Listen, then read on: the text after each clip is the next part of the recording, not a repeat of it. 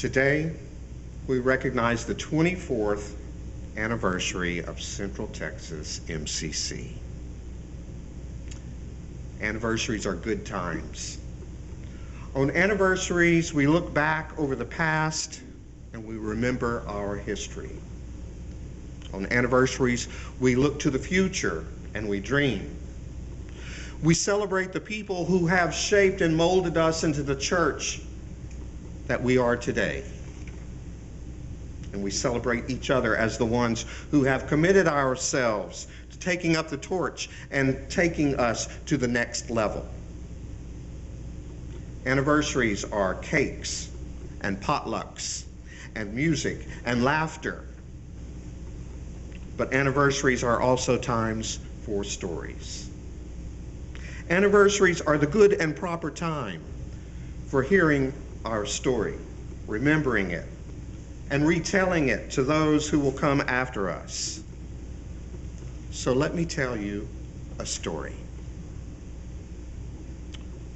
Once upon a time, God looked at the trees of the world and realized that something had happened to them over the many years that they had grown upon the earth. You see, God's intent was that the branches of the trees should shelter all the birds of the air, and the fruit that they bore should feed every animal of the earth.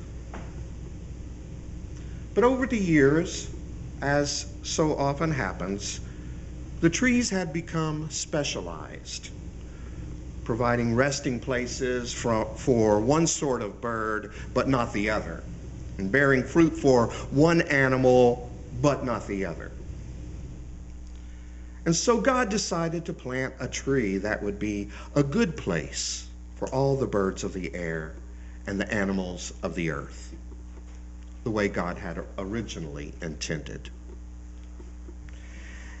And it was in the year 1968 that God entrusted a man named Troy with the seed to this tree.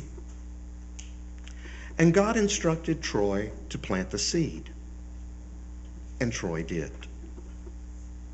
And in no time at all, the seed took root in the fertile California soil in which it was planted. And it grew into just the sort of tree that God had always intended trees to be.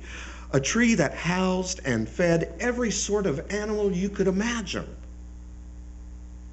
But one day, a strong and mighty wind came along and it blew the seeds of the tree to all the corners of the earth. And in fact, quite a few of the seeds landed in Texas.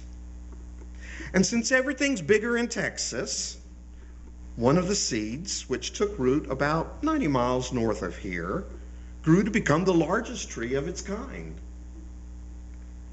And it so happened that about 16 years after that, another tree appeared on the landscape. A curious sort of tree. It wasn't like most of the trees that seem to thrive in large cities, like the one 90 miles to the north, or the one which had recently begun to take root about 140 miles to the south. It was a tree that took root in 1986, 24 years ago, right here in Waco. But unfortunately, we don't know a whole lot about the early years of that tree. We're not sure if it was started as a cutting, like the one described in this morning's reading, found in the 17th chapter of Ezekiel, in which God pinched off a sprig from a lofty cedar and planted it on the mountaintop. It may have started as a cutting, or it may have started as a seed. We just don't have a lot of information. But what we do know is that all the odds were stacked against the successful growth of this tree. First of all, the soil wasn't very fertile. The soil in which the young sapling found itself was socially, politically, and religiously repressive. Not good soil at all for this sort of tree. And the location The location was in a relatively small city, which meant there were fewer natural resources to draw upon than the trees in larger cities. And if the location and soil weren't bad enough, there were all sorts of other challenges that the tree faced. Some of the gardeners who tended the tree were good, but others weren't very skilled at all in the art of growing trees.